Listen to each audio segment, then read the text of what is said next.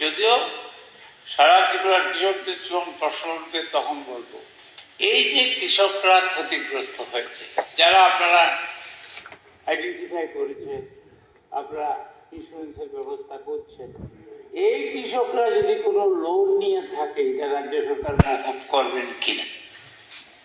এর মধ্যে কিতা কম আবার এটার মধ্যে কি এর মধ্যে কিতা করতেছেন গোপালদা?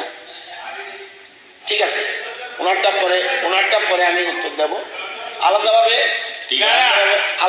ক্ষতিগ্রস্ত হয়েছে তারা যদি কৃষি নিয়ে থাকে তাহলে সেটা